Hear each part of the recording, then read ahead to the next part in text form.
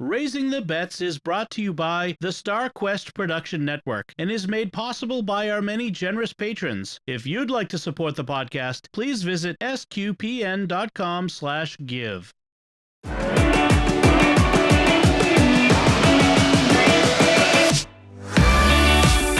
You're listening to Raising the Bets. We're a Catholic couple raising 5 kids outside of Boston. Join us as we share the joys and challenges of marriage, homeschool, and our adventures near and far as we make sense of the world and experience the best parts of our culture. I'm Dom Bettinelli. And I'm Melanie Bettinelli. So, Melanie, it is spring here in the Northern Hemisphere, and thus we apparently both got the bug to do some spring cleaning this weekend. I think that's also partly because it was the first weekend in a while when we haven't had something to do. Stuff to do. Yeah, right. So back up. Start at the beginning. Okay. Our house has a forced hot air conditioning system. You know, forced air, cold and hot air, whatever. Which means it's dusty. We have a dusty house. I'm not sure that all forced hot air houses are dusty, though. I know they're not. Our house is particularly you could a week will go by and I'm like, I could not even a week and I can drag my finger through the dust on my computer monitors and stuff. It's just for some reason this house accumulates dust. Or especially I know electrostatic, blah, blah, blah. The bookshelves behind me will have a layer of dust. It's just, I don't know. Maybe that's the thing. Maybe we're just supposed to dust more. People are supposed to dust, yeah. I guess we have a lot to dust. That's a lot of dusting. Anyway, when I was a kid, my parents used to give me a cloth and paint me a quarter to dust. Oh, I used to have to polish the wood furniture. That too, yeah. Lemon Pledge. Oh yeah, Lemon Pledge with old cloth diapers. Well, we didn't have cloth diapers. No. But what was the point of that? I don't know. Did furniture need to be polished more like old furniture?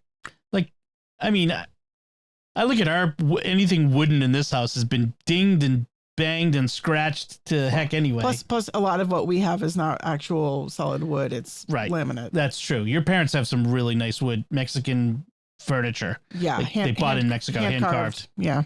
Heavy. That stuff is, man. Uh-huh. All right. That is far afield from where I was going. It's gonna be another one of those jokes, folks. One of those. Buckle up. So there's this corner in my office, kind of between my desk and the TV, and I have a little shelf next to me that holds the home theater stuff and the mixer for the recording and all that sort of stuff. It's all kind of here. Behind it is the wire nest. There was all kinds of cables and things like there. And it was basically inaccessible. And I hadn't pulled everything out in years. It's been a long time since that was all pulled out and unplugged. And here's me being authentic, folks.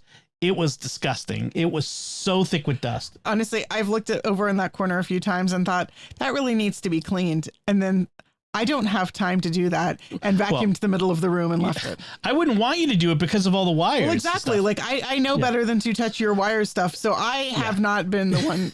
It's not my problem, not my circus, not my monkeys. Yeah. And thank you for not nagging me about it. But I thought it was getting to the point of danger where it could overheat things, it could spark, it could explode, go fire inferno. So I had to plug in something new yesterday is basically what it was. And as I was pulling things apart to get in there, I'm like, this is ridiculous. And so that was it. I took everything apart, took all the stuff out of there, unplugged everything, carried each component outdoors. Oh my gosh, folks, the AV receiver, when I blew the compressed air through the vent, back blew, so much dust came out.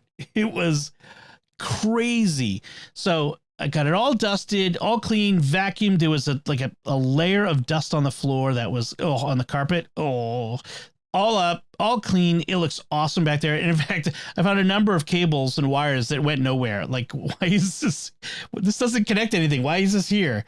Did they reproduce or whatever? What's more likely is I disconnected some component and didn't bother to snake out the wire that was connecting. It was a mess. So it needed to be done, and it got done. And I'm very pleased with that. You also did some cleaning, some normal cleaning.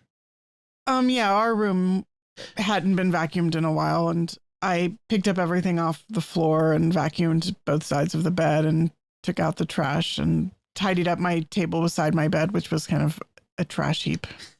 There in every couple, there's one spouse whose bedside table is neat, has few things on it. And then there's the other one whose bedside table is covered. Yeah, I would like to point out that that's because all of the stuff that's on my bedside table you store in the office. Like the stuff that comes out of your pocket at the end of the day and Yeah. Yep. Glasses, cleaning. That is the equivalent of your office. Yeah. Yeah. Well, actually, our bedroom is your office. We need a desk in there, really. Yeah, I don't have room for a desk in there, but I want one of those cool fold down desks that like a Murphy desk, goes up against the wall and then it folds down and never folds back up ever again once you folded it down because it's stuff on it. But I get it. Can you believe it's been 1.5 years since we moved back in? No. That's wild. Anyway, that's a whole nother conversation. So spring cleaning got started. I mean, it was a drop in the bucket. There's so much that needs to be done. It's a constant battle. You folks know that. We don't even have that big of a house. The other springy thing that's been going on, I got up yesterday morning and I was in the office. I'll bring my rosary or whatever. And the kids come running in, Sophie and Ben. Come quick. Look out the back door. There's a cat in the backyard. Just neighborhood cat. It happens. We've had cats. But there was a mama bunny was sitting on our back step staring at the cat, which was out by the playhouse or the playset.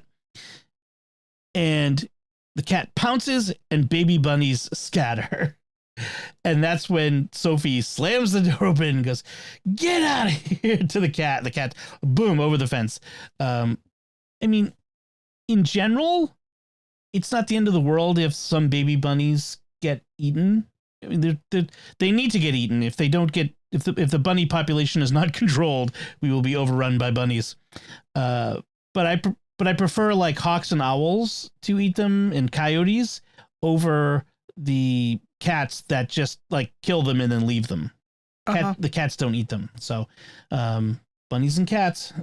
Actually, at least this time, the rabbit created its nest like out of the way and not in the middle of the lawn where I would be mowing. That would be bad if that ever happened again.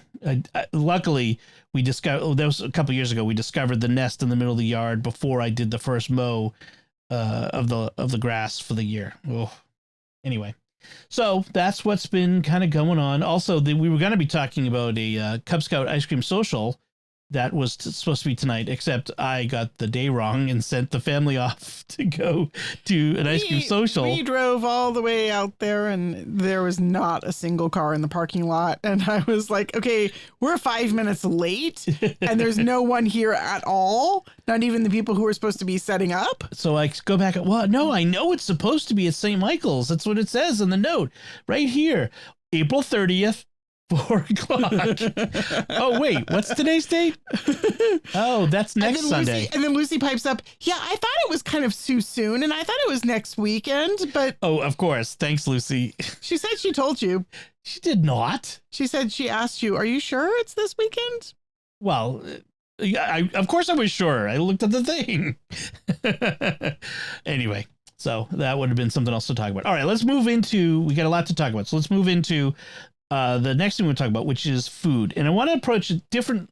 We have a recipe I want to talk about, but I want to talk about a little more generally about food and how we go about food shopping and meal planning. Basically, in the last few years, I have cleverly shuffled most of those onto you. Yes. Yeah. So redivision of labor.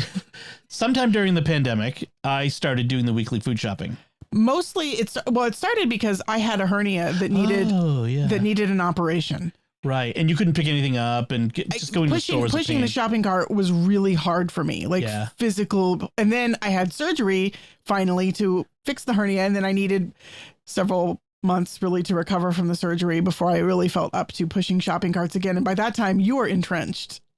I was entrenched. I had a method. I had a time. I had a way. I had the things I wanted to get. I knew that. Yeah. And I had gotten used to not giving over control, which was hard. Yes. Giving over control. It is. because I want the control of the grocery shopping now. Right. And you used to, like, when I go, everything that's on the list that's in the store, I buy.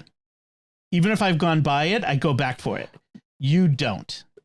Partly if you've passed it by and you notice it, that thing is lost and get it next week. Right. Drives me crazy. Partly because, well, like, see, shopping with 5 kids plus hernia. Well, yes.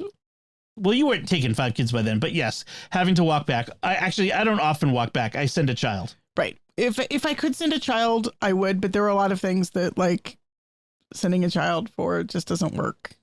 Nowadays it works. So I always go on Fridays because that's, with my work schedule, that's the best time to go. I can get an hour in the middle of the day Friday and go. And I take Sophie and I take Lucy pretty generally. Almost always now. You see, I kind of don't like this plan because it means that I can't use Friday as a let's take a field trip because we've had a good week sort of day. We did last week. But we shifted the shopping to Thursday. But that requires premeditated, you shifting around your schedule to shift the whole week, as opposed to when I was doing the shopping, I could just like spontaneously do it without any reference to your schedule. Sure. So, yes, that is true. There is a cost. Yes. An opportunity cost. Right. So I usually go Fridays. One of the reasons I like Fridays is that's when the new sale starts, the new sales circular for the store. So that's when you're getting the beginning of whatever's on sale. And if you want to buy fish for Friday, it's best to buy it on Friday. Well, this is true. So I really like that. I mean, in the past, we've done like, well, we're doing fish Thursdays. Right. I prefer to do the Friday if we're going to get fish, and so that works out in general. All right, so we keep our shopping list in an app called AnyList. We've tried a bunch. We actually had a different one before my grocery. I don't. It doesn't matter because it stopped working. And then we ended up settling on AnyList, which is pretty good. The big thing is it lets us share the list, and it auto categorizes mostly. Like if you put ketchup on the list, it categorizes it in condiments and dressings. And so I find that useful. You can set up multiple lists. And so I have a list for Home Depot and a list for other stores, the spices list, because I buy spices online, that sort of thing. So the liquor store list, that's a big one. It's an important one. Right. And but the grocery list is the main one that we use all the time. And so we use AnyList, and that keeps it. You could do meal planning and recipe organizing in AnyList, but I prefer Paprika for that. That's our recipe app. All right. So every Thursday at dinner, since we're going shopping the next day, is when we do the planning for next week's menus. So we plan Friday to Thursday. Right. And the reason we do it at dinner is so that all the kids can input their preferences. What does everybody want for pick a dinner this week? What works best when the kids are cooperating is if everybody contributes one item. 7 people, 7 days of the week, everybody gets a favorite meal. Now, in reality, oftentimes at least 1 or 2 or more of the kids are like, I don't care. I can't think of anything. Or they want something that somebody else said. So it doesn't actually work out as sort of the ideal where everybody gets a night and picks a meal. But that's kind of. Again, but that's fine. That'll work fine. So, and then I always try to put in one new recipe. Like I like to make something new. So I look for, and I keep a list in Paprika, a categorized list of recipes that I've picked that are in the category of or asterisk to try, asterisk because it sorts it to the top, to try. And so I'm always looking to see, well, what can we try this week? And then once I know what we're having for dinner, then I go through and see what we need for, put on the shopping list for all those things. And we only started doing this within the past year. Right. And before that, I would go through bouts, like periods, seasons, I guess you could say, of making meal plans and shopping lists. And then there were just lots of times when I would just buy ingredients and then wing it with maybe 1 or 2 ideas of what I wanted to make. Yeah, and that resulted in a lot of days at 4:30 going, what are we having for dinner? And staring into the freezer. And panicking. And that put all the burden on you because I'm working still at 4:30. Right. And, and you're having to figure out, then you're coming in, what should we have for dinner and all this sort of stuff. And sometimes it made dinner later than we wanted it to be. And sometimes it ended up in ordering pizza because neither one of us felt like dealing with making a decision. More often than I'd like. Yeah. So since we started doing this, I'm doing more cooking, more dinners regularly. Since we can plan, I can say I'm going to make that, and I'll make that, and you'll make this and make that. And it's much better that way. So let's talk about what we spend. I was really worried that, we are spending a lot of money. We're a family of 7. I was worried we were spending way more than the average family because I had no idea. And then I saw, because you, unlike me, have not been parts of I've been part of this same conversation dozens of times. Yeah, well, you're in Facebook or social media Catholic mom groups. Catholic mom groups, yeah. Yeah, I don't have a Catholic mom group I can go to and say how much you're spending on groceries. Right. So what I did, I Googled. I said, how much does a family spend? And I came across the USDA, U.S. Department of Agriculture, has a website, USDA Food Plans, Cost of Food Reports. They create a monthly set of reports that tell you what an average food plan is, a food cost is for average families at 4 levels: thrifty, low cost, moderate cost, and liberal. So liberal as in expensive, not ideological. We're only eating plant-based vegan. No. Yeah. So they have it 2 ways. One, it's family of 4, which we're not. But then they give you modifiers to say, well, if you have a family if you're just one person, subtract so much percentage. If you're a family of, or add so much percentage. If you're a family of 7 or more, actually they tell you to subtract 10% off of the family of 4 because of economies of scale, which I thought was interesting. But the more accurate one is they go by individual person in the family, age group, and sex. So and they do this monthly, so it's a way for them to track inflation. But here, let me just explain. So for their, I'm going to put the link in the show notes, but keep in mind, the government, surprise, has mixed up their links for the thrifty food plan versus the low, moderate, and liberal food plans. So when you click on it, just look and you'll make sure you're on the right one for your interest. So I wanted to know, where do we fall? We spend lately $400 to $450 a week on groceries, which is a lot more than we were. About 3 years ago, when I first started doing this, we were in the $300 to $350 range, I think. When you first started grocery shopping. Yeah. Yeah. That's probably about right. Yeah. And it wasn't long ago we were in the $250 range. And given kids have grown up, we have teenagers, they were little before. Yeah. Yeah. They're eating a lot more now. Right. So the USDA chart for a family of 7 or more, just their generic chart, says under the liberal spending plan, so at the highest level, they say $350 per week. That's a lot less than what we're spending. It's about $60 less. However, when you look at the chart, so you can look at children 9 to 11 under the moderate cost plan, you spend $75.60 per week for that child. For a male 12 to 13, it's $84.90. For female 14 to 18, it's $69.20. For a male 51 to 70, it's $80.70. For female 19 to 50, it's $72.30. So I did all the math, and actually it comes out a lot lower than their more generic ballpark figure. Lower or higher? Lower.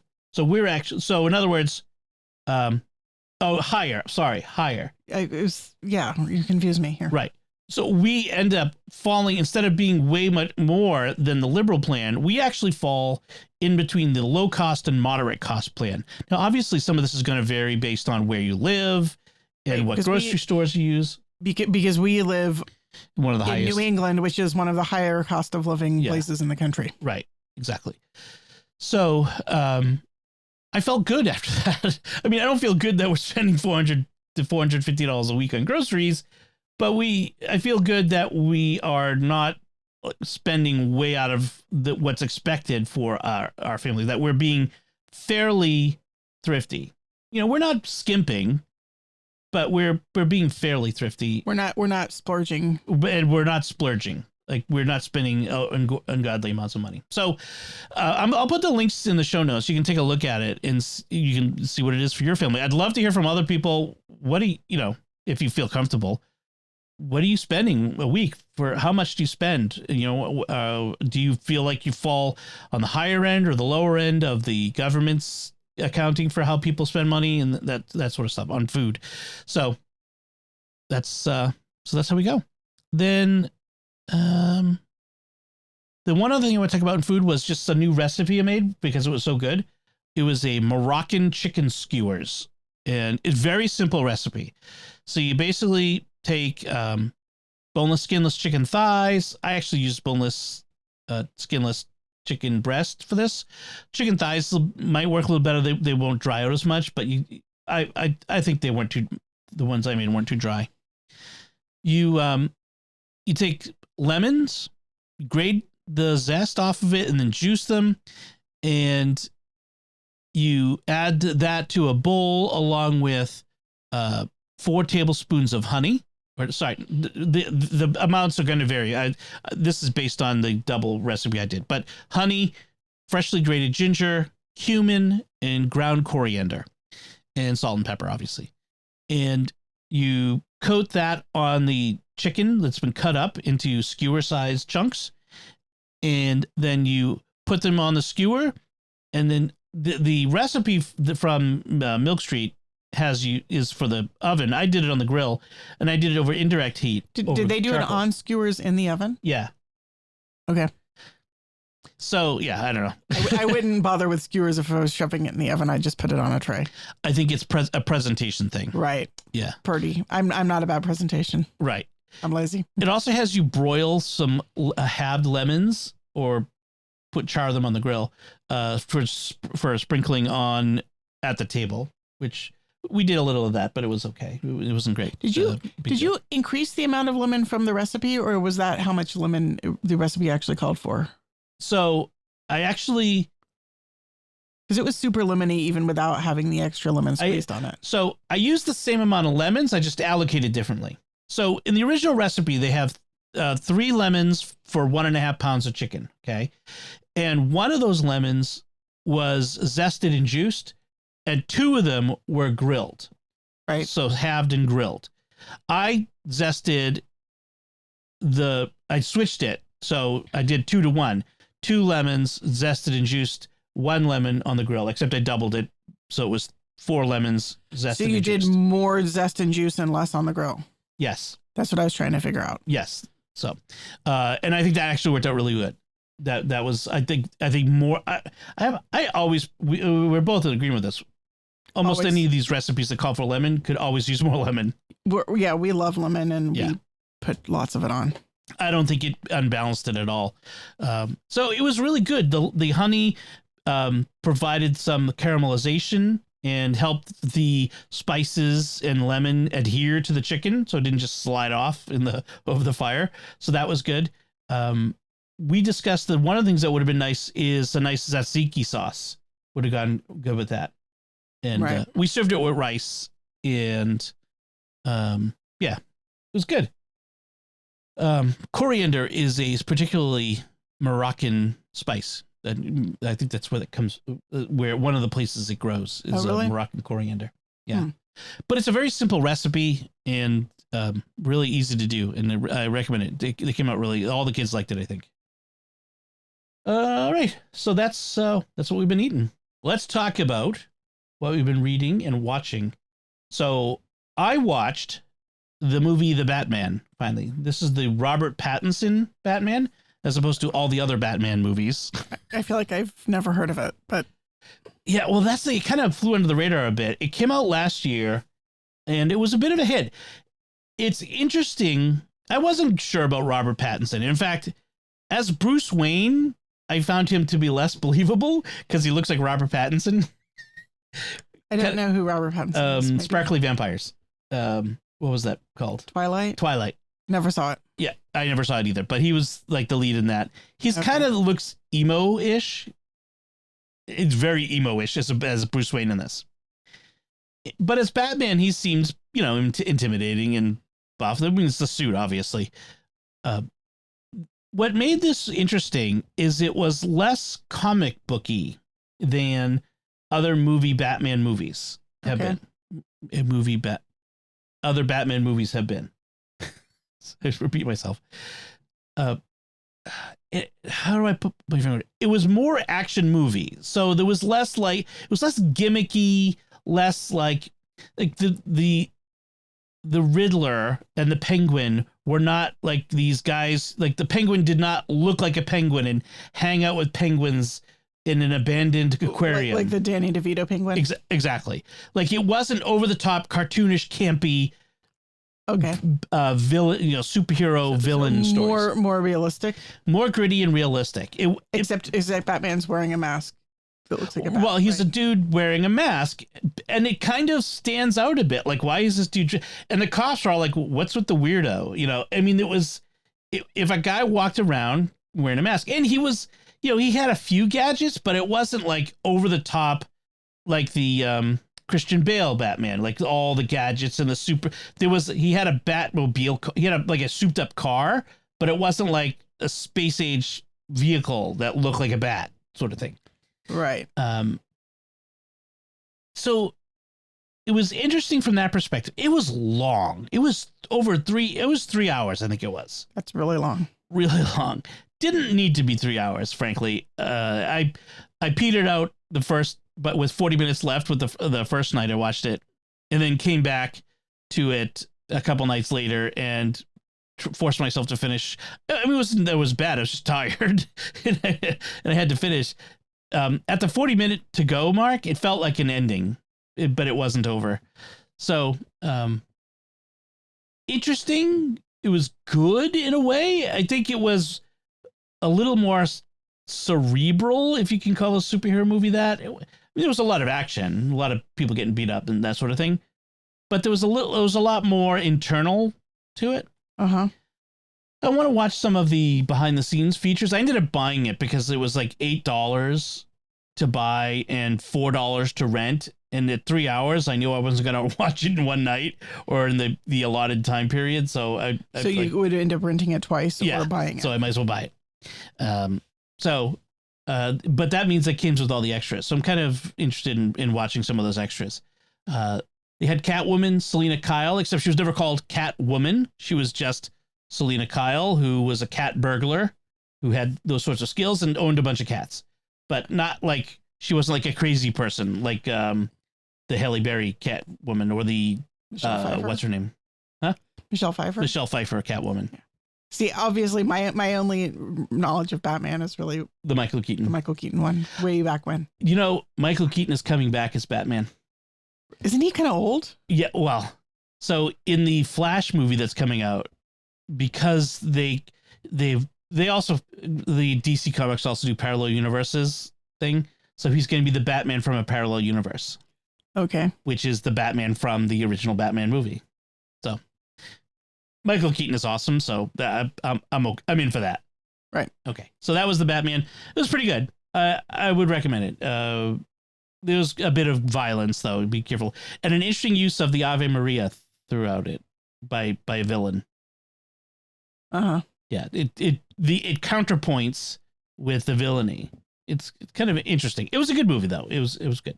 I'm wondering, at what point does that trope become kind of overdone?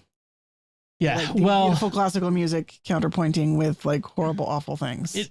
It had something to do with the fact that there was an orphans choir involved in the history. So at least they wrote it into the story. It was part of the story, right? When the first time I heard it, I'm like, oh, they're doing this again. Do you guys not know what the Ave Maria is? But then it kind of made sense when you went on. So let's talk about the season finale for The Mandalorian. Yes. Loved it. It was good. They stuck the landing. I totally did. I was a little bit like the penultimate episode. I was a little bit worried how they were going to write their way out of the corner. I had faith. Yes. I was curious. Like, I don't see where this is going to go. And it was fine. It was great. It had a really satisfactory story arc ending. Huge contrast with the Bad Batch, which had a very unsatisfactory story arc ending.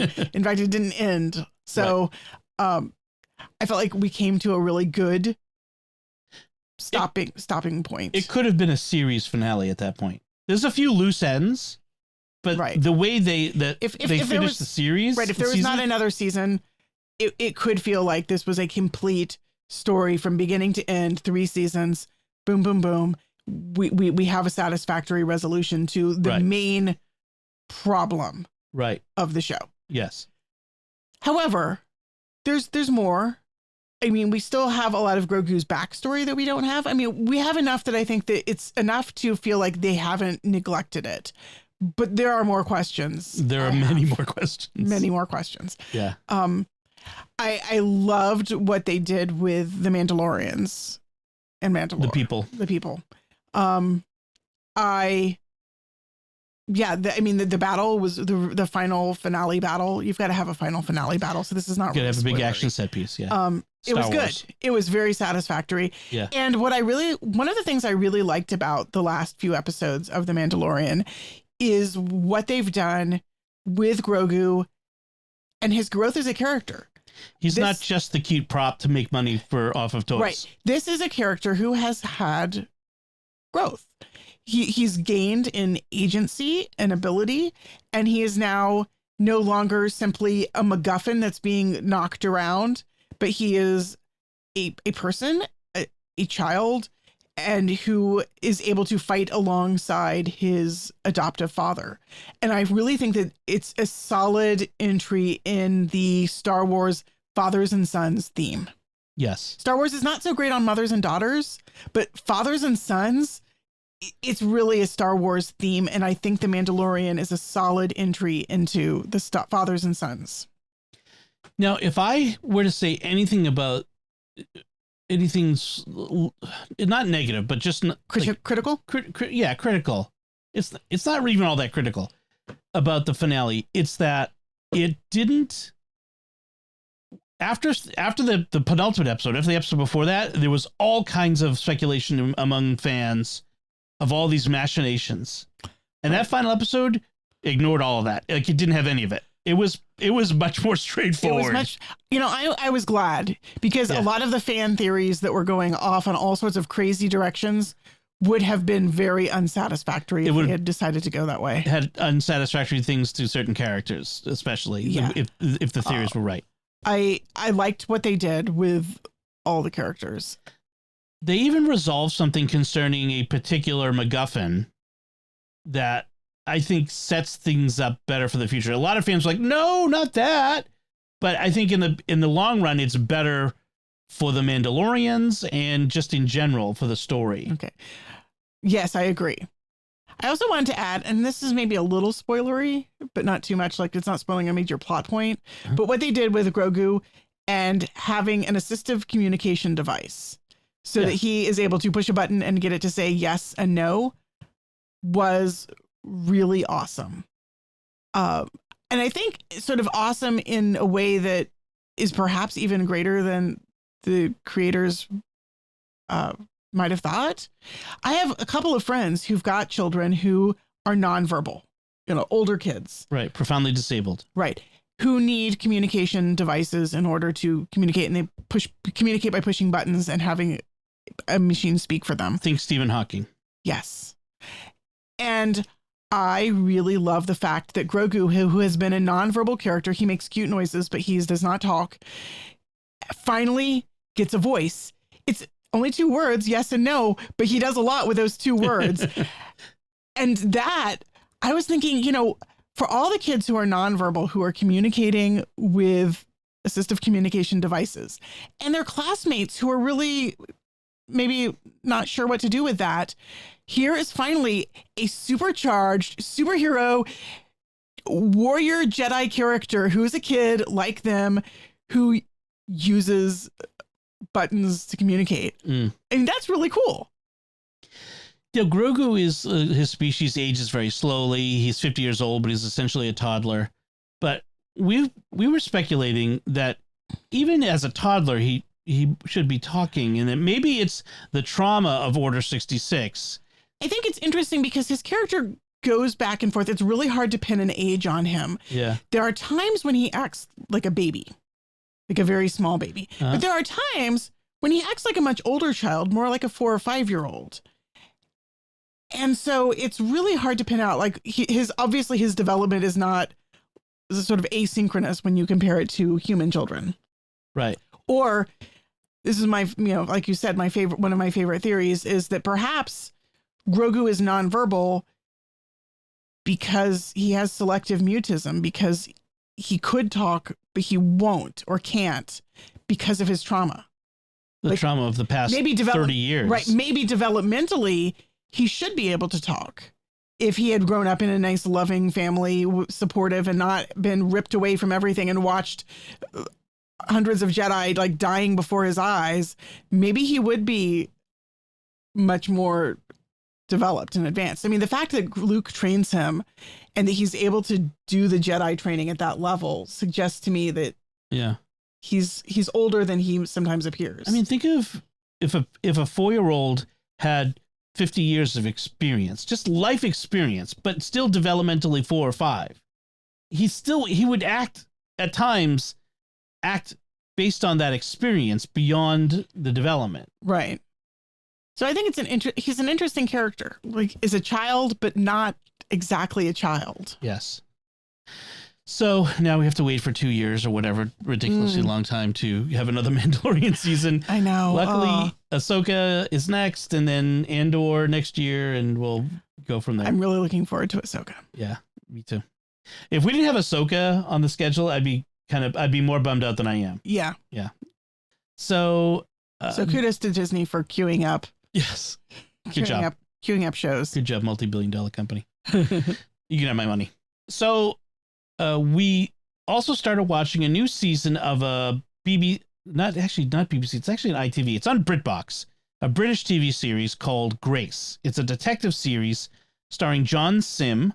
Doctor Who fans remember him as the master from the David Tennant time, and he's a detective. I can never remember the ranks of the various detectives and cops in British. He's a detective. He's a chief detective of an investigative unit in Brighton, which is a seaside touristy kind of area in southern England.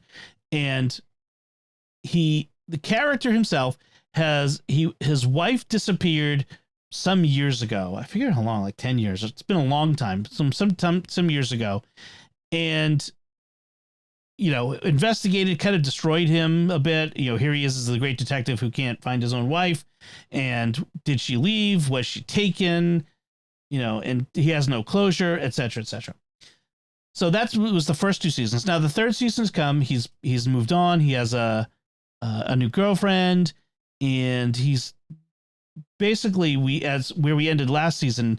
He was ready to have her legally, his wife legally declared dead, and so he can move on. Right. And then something happens to cast doubt on everything. I won't spoil that. But the seasons are basically 3 episodes of each individual murder mysteries or other criminal mysteries. This wasn't so much a murder mystery with this one, but there was a murder, but the crime was more of a assault crime. So I really like this series. There's something about it that, I like British cop shows in general. Right. But the one thing I really like about the series is you know me, I usually can pick out who done it pretty early in most cop shows. Right. And they keep me guessing. They're really good at having multiple suspects, and it's really hard to pinpoint. Like a lot of cop shows will have like the guy who you're supposed to suspect and then the guy who really did it.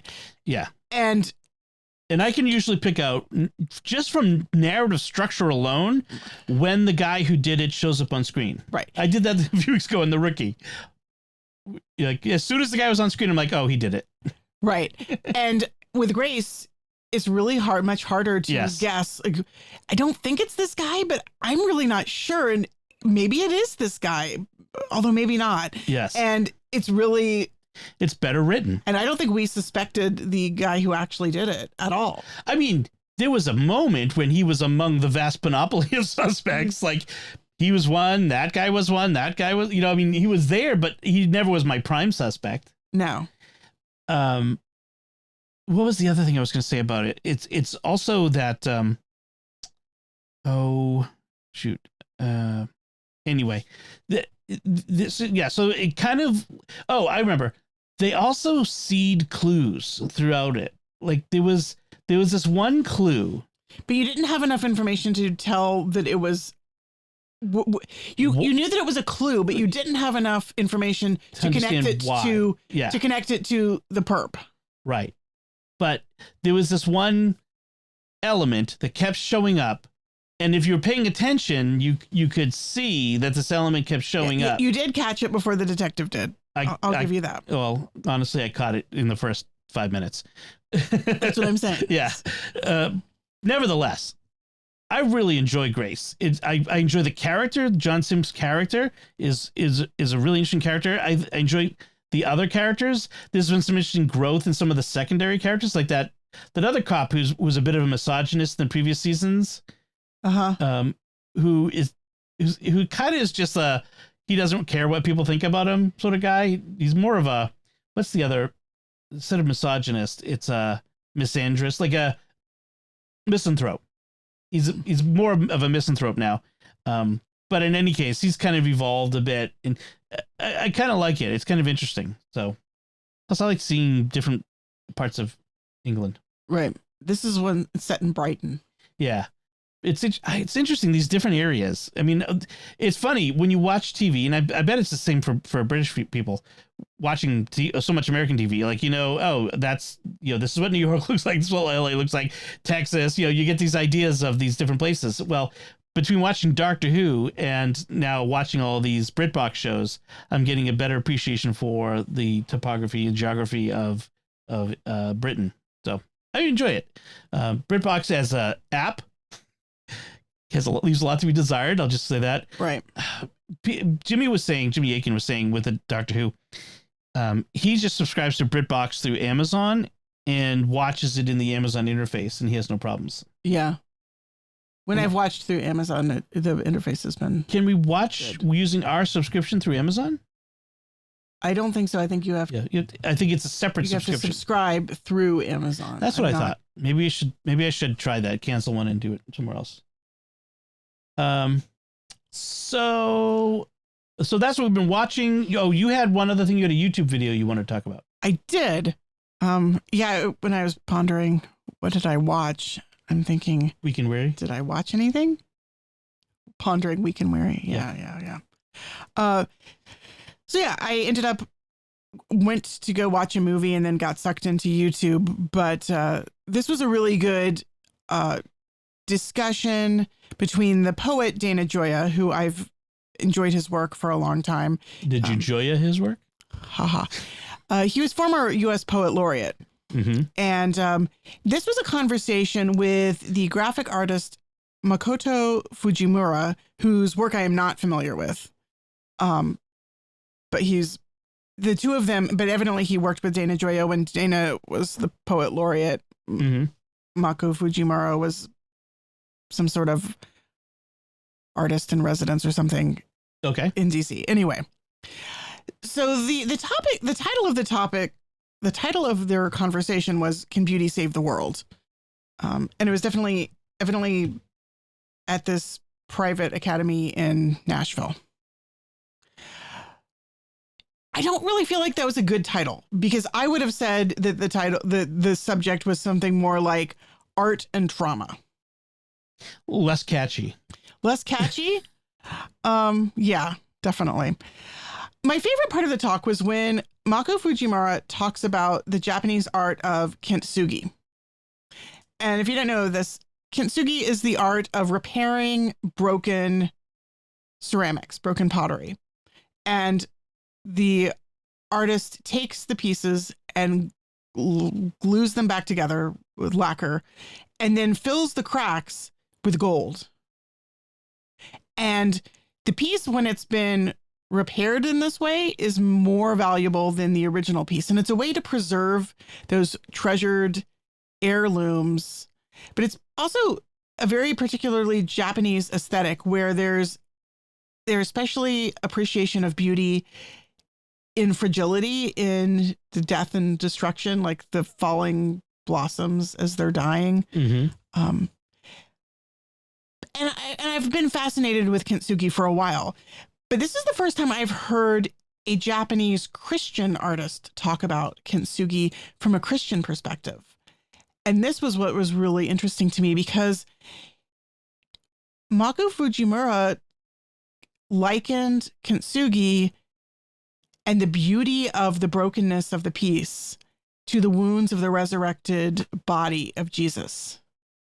And this blew my mind, because the beauty is in the wounds, and the wounds make him more beautiful than he was before because of what they represent. They represent his death, his sacrifice. Our redemption is in those wounds. Well, it's very similar to, say, a mother's stretch marks and C-section scars. Right. It makes you more beautiful because of what it represents. He also said, in something I hadn't heard before, that an essential part of the process of Kintsugi is that before the repair begins is beholding. The beholding precedes the repair and the healing. We must behold and contemplate the brokenness. And I really liked that. I mean, it kind of goes in with that Christian theme of the ecce homo, the behold the man. And that image of Jesus, the ecce homo, is the Jesus crowned with thorns, wrapped in the purple robe, with the blood and the sweat pouring down his face. He is the beaten and wounded Savior. So I really, really liked that. A lot of the rest of the talk, Mako Fujimura talked about being a survivor of 9/11 and living in the area in New York after the bombing. He was trapped in the subway when the buildings fell. Underneath the building. Wow. And so he talked about being a survivor and experiencing that trauma and walking through the ruins on his way to work every day and seeing the beauty in the ruins and trying to capture that in his art. And that was really like, there's a whole lot about how art is how we heal from trauma, that process of making art and contemplating our wounds transforms that which is too horrible and too traumatic to consider, to think about, into something that we can contemplate. That beauty makes us able to process and to deal with those traumas. And this fed into a lot of discussions I'd been having about like healing from trauma and burnout with some friends. So it really is just really beautiful to me. You know, it makes me think of like Steven Spielberg making Schindler's List as a way of processing the horror of the Holocaust. What the movie depicts is horrific, but there's a beauty in the way he tenderly depicts the people, the victims of oppression. Right. Art, that's what art does, is it takes the horrible and it makes it beautiful, not in a way that denies the horror or the ugliness, but it transforms it, it redeems it. It uplifts us and it gives us a narrative to be able to hold that as something that we can hold. By its very nature, the world, the universe, everything in it is created by God, and thus holds his fingerprint. And so even in the most horrific things, God is present, even in the darkest corners, even in the depths of darkness, of evil. There's still the Holy Spirit is present, that God is present. His fingerprint is there, not as part of the evil, but coexisting with it. Like God is everywhere because God is omnipresent and omniscient. Right. And so even in the darkness, even in the bad, there is always something there of God. Well, and that's why Jesus becomes man. It's why he dies on the cross. It's why he's buried in the tomb, so that there is nowhere we can be. I mean, why he descends to hell. There is nowhere we can be, even in the most horrible suffering, even in the tomb, even dead, even in hell, where God can't reach us because he has been there. Right. The one other thing that I wanted to point out from this talk that really struck me was he said that art, the most fundamental question that art asks is, why live? Why live? Why go on? I mean, especially in those hard moments. And he said that our civilizations are built as an answer to that question, why live? We create beauty, we create houses and the things that we need to live in as a response to that question, why live? I really, really recommend this. It was a great talk. Interesting. Lots to think about there. Lots to dive into. Right. So those are things we've been watching. Let's talk about some things we've been reading. I finished another book. Speaking of horrible things, this was a book about, the book itself was really good, but the thing it was about was bad, which is the book is called An Army at Dawn. It's by Rick Atkinson, and it's a history book about the war in North Africa, 1942 to 1943. I'm in my 50s. I'm a man in my 50s. It means that when I turned 45, I was issued my set of history books to read. Because that seems to be a thing that men in their 40s and 50s do, is we read history books about war. But I've actually always, ever since I was a teenager, been interested in reading about World War II as a fascinating subject. Most of it was on the Pacific Theater, frankly, a lot of my reading, because my dad was in the Navy and I was more interested in Navy stuff, and that the Navy was more involved in that one.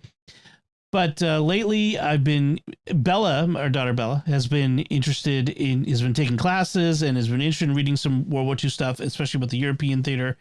And so I picked up this book. I've read previously a Revolutionary War book by Rick Atkinson.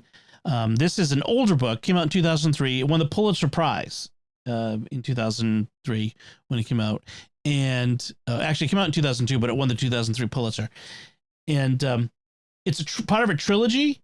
But this first book it covers the campaign in North Africa, a period of the war which I knew very little about. I'd heard of the Battle of the Kasserine and El Alamein, and that's about it.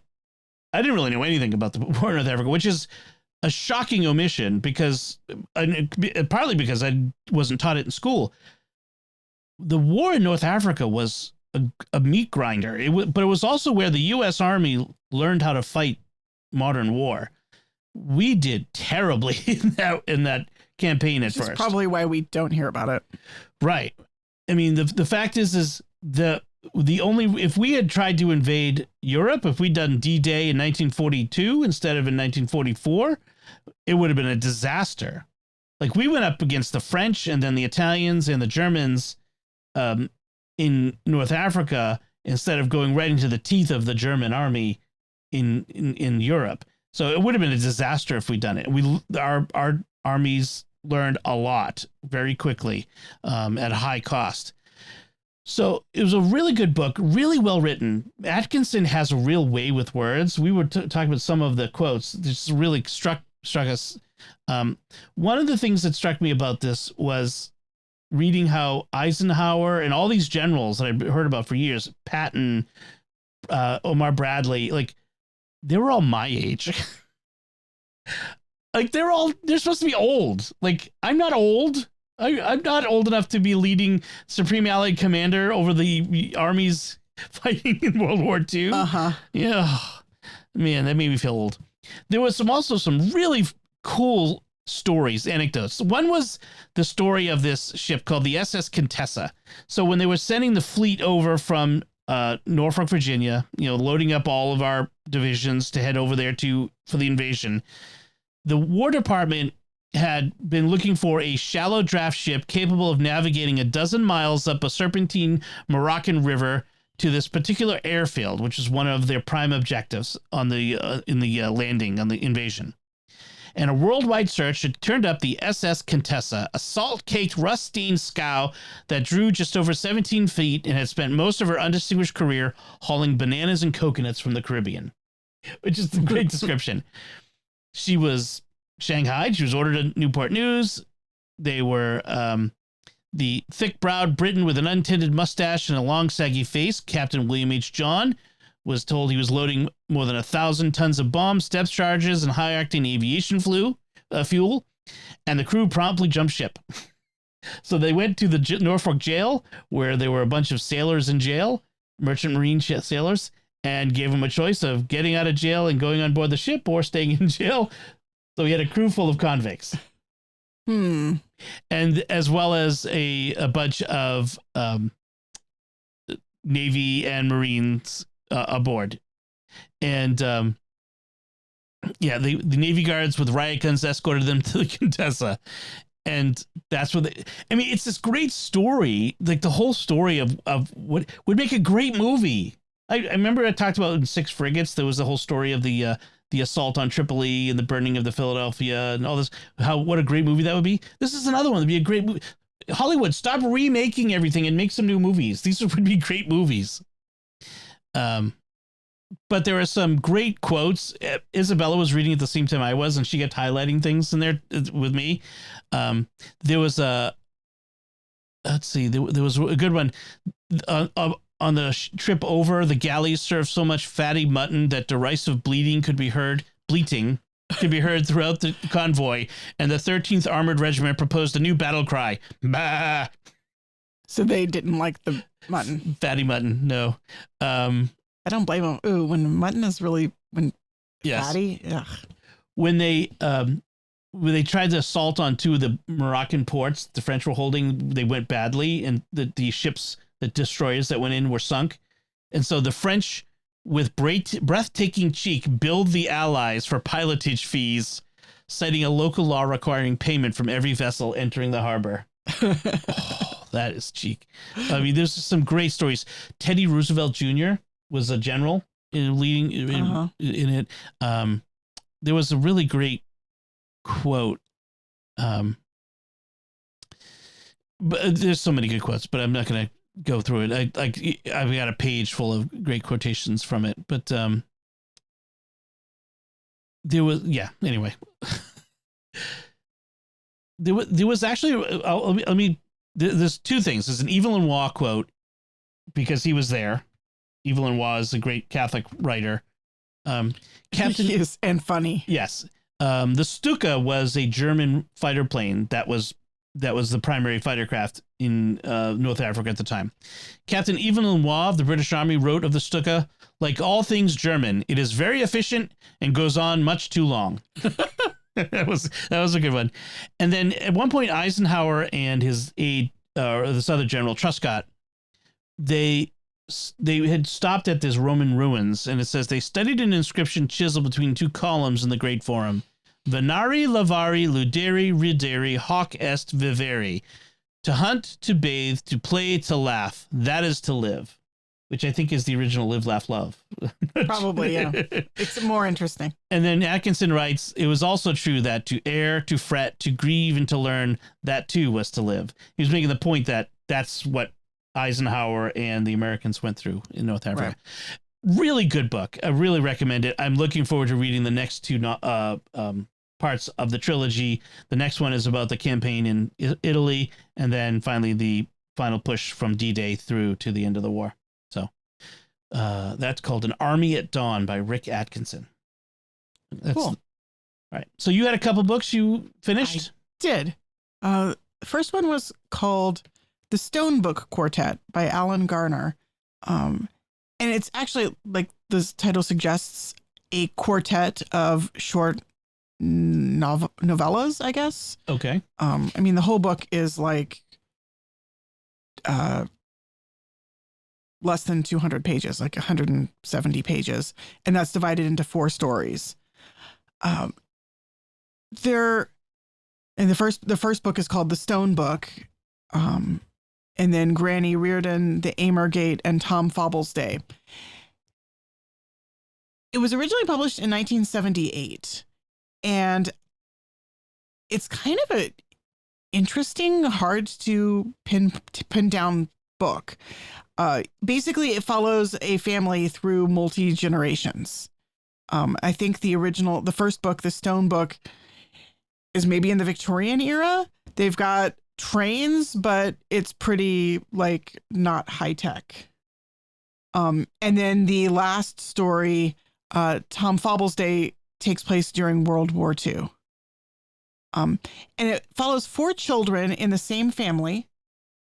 The first child is the mother of, I think, the next child, who is the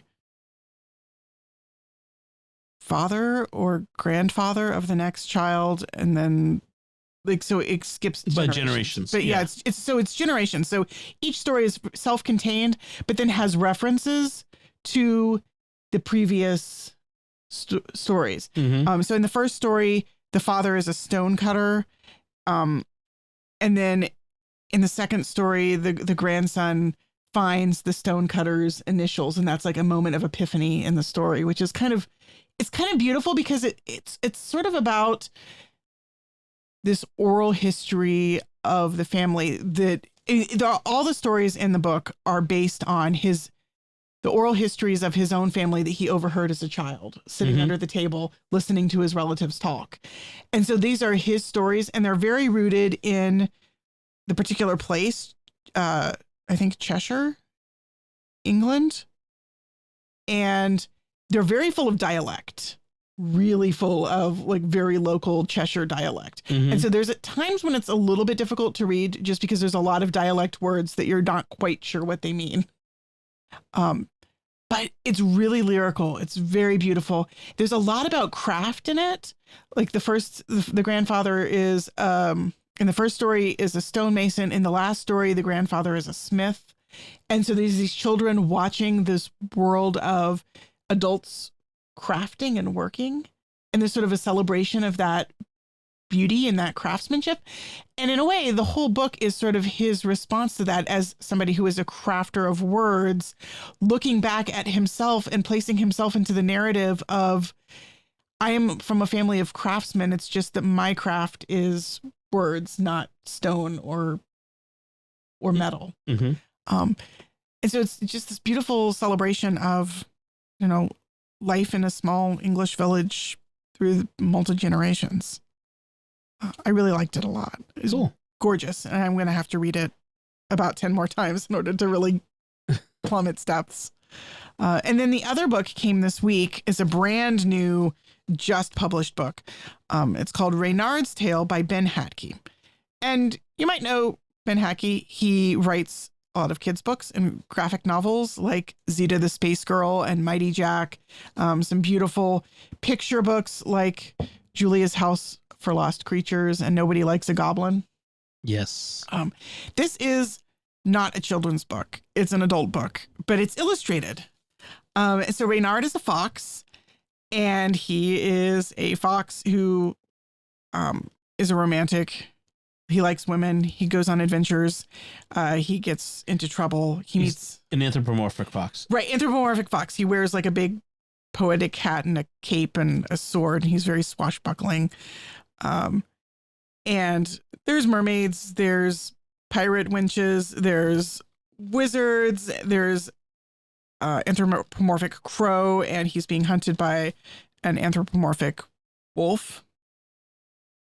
See, all the male creatures seem to be animals, and all the females seem to be women, like humans. Anyway. Except for the mermaid. Well, yeah, the mermaids, I guess. She's half. Top half or bottom half.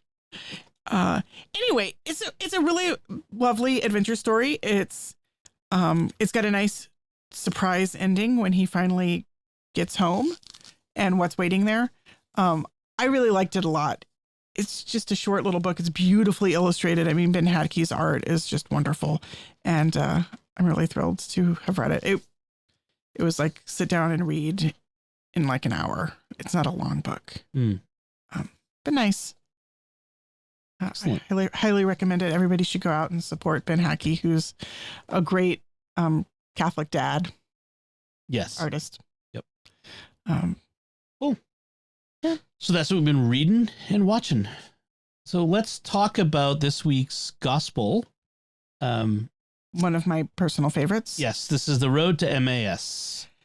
Which actually, I grew up, my parents had a Catholic bookstore that they opened when I was in first grade. And I grew up there. They sold it when I was in grad school. So it was pretty much like my entire childhood and young adult. And I worked there. And it was called Emmaus after this gospel story. So it is a story which has been sort of interwoven through my entire life. Could we perhaps call it The Way to Emmaus? Yeah. This is the way. This is the way. To Emmaus. So our homilist this week was Father Leo from the Holy Cross Fathers. Thank you. Never remember. Stonehill College.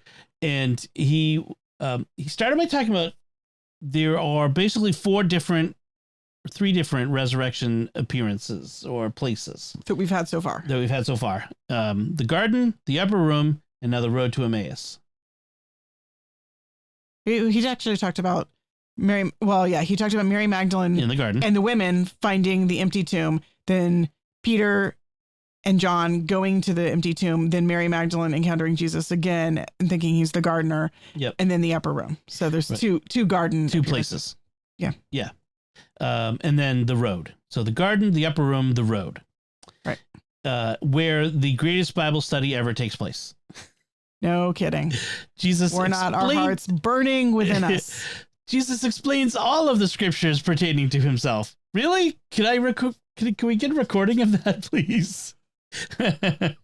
So yeah, lucky Cleopas and the other guy who isn't ever named. Yeah, they don't write it down.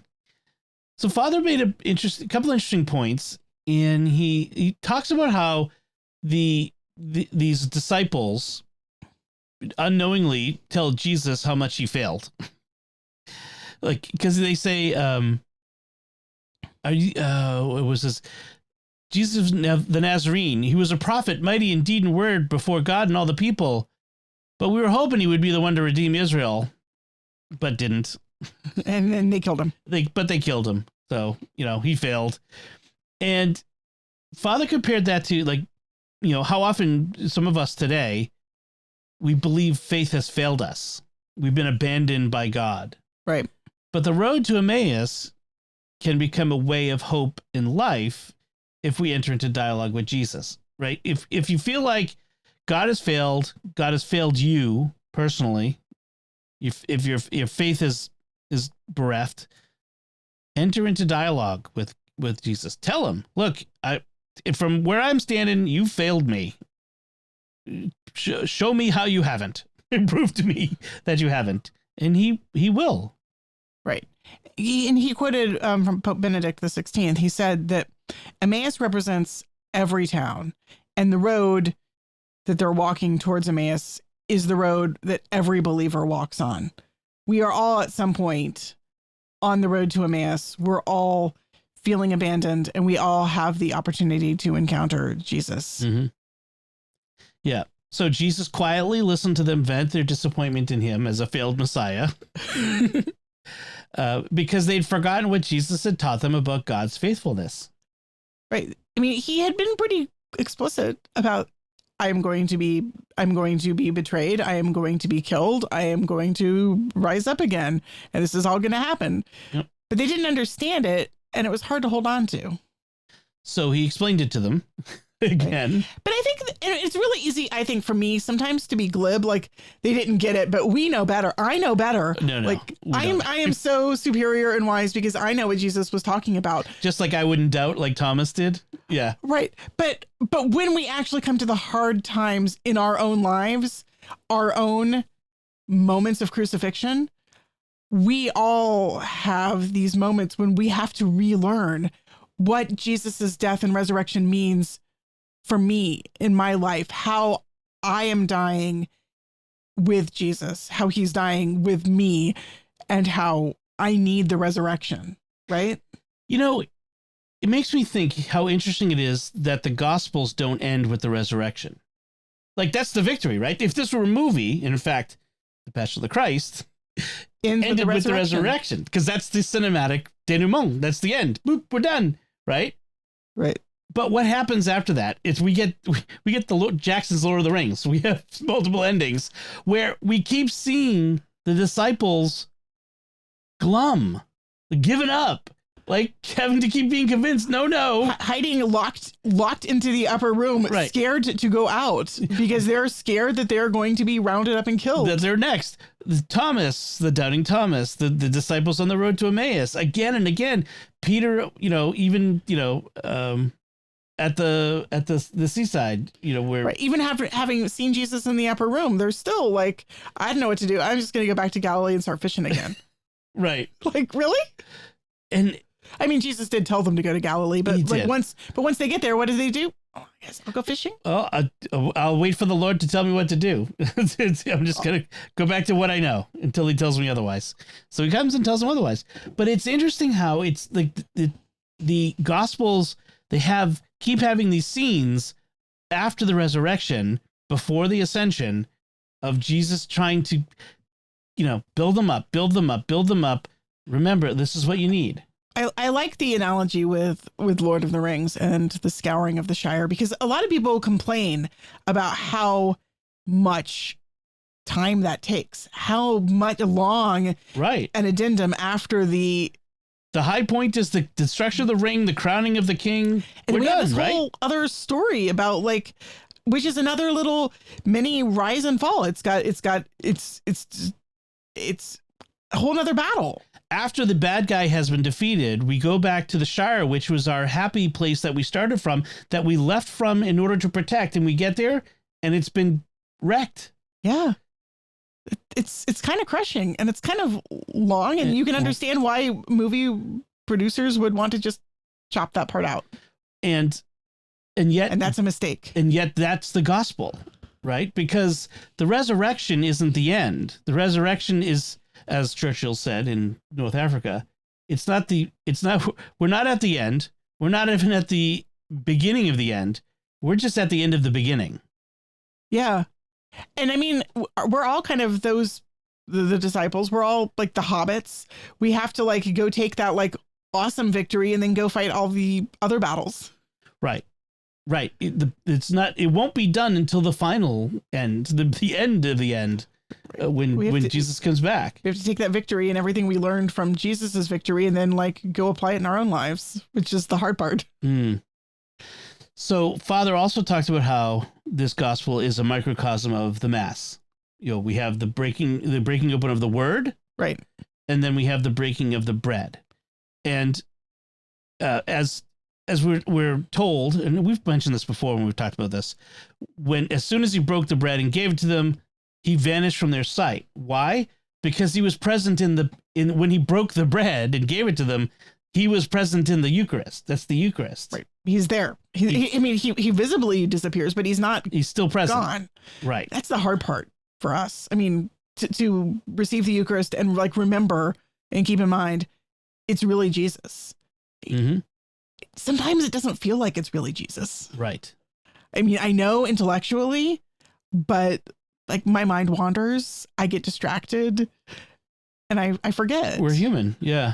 I mean, if only we, in fact, I've heard it said by non-Christians talking about if Catholics truly believed that this was the body, blood, soul, and divinity of Jesus Christ, they would crawl on their faces to the altar. Right.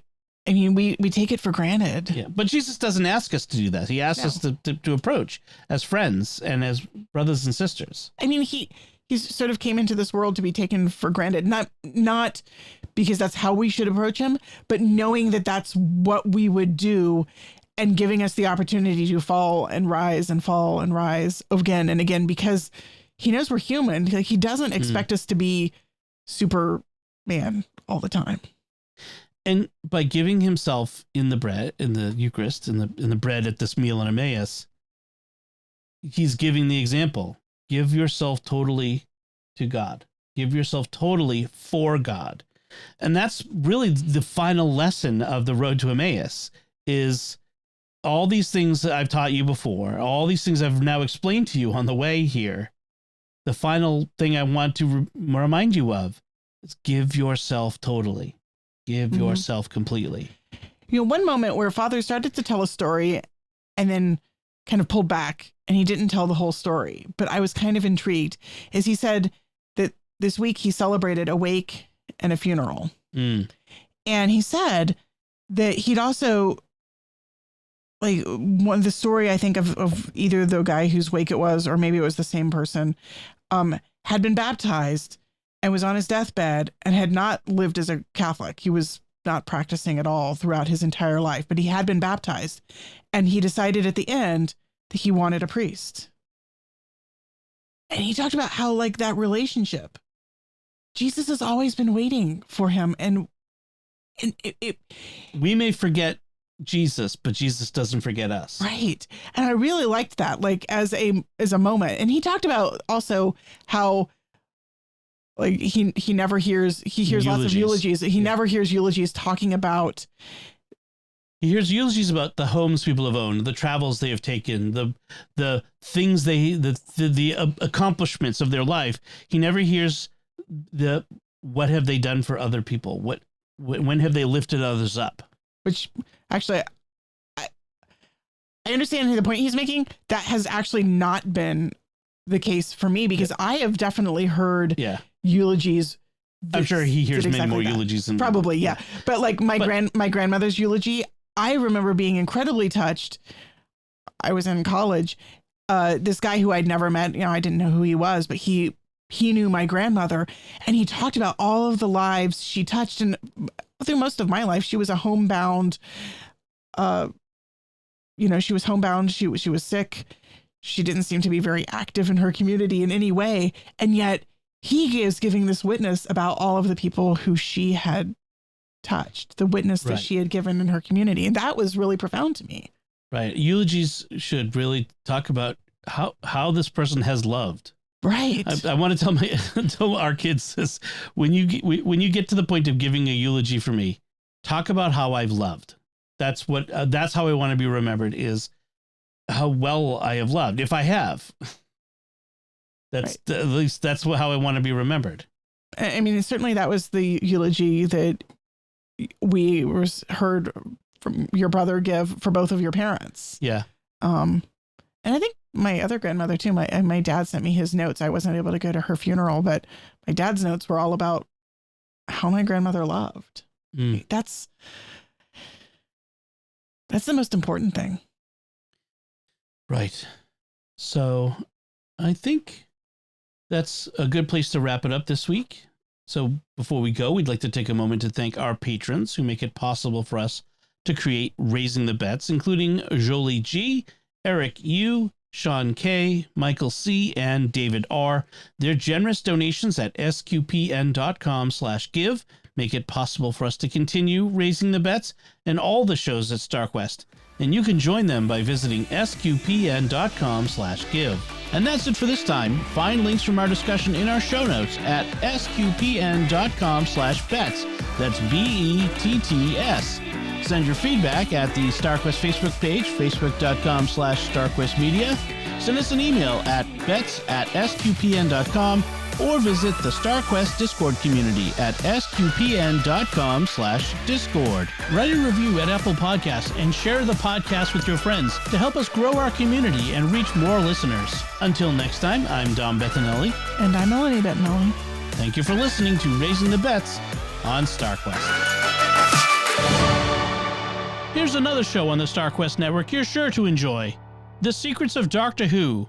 Find the show wherever fine podcasts are found, or at sqpn.com/Doctor Who.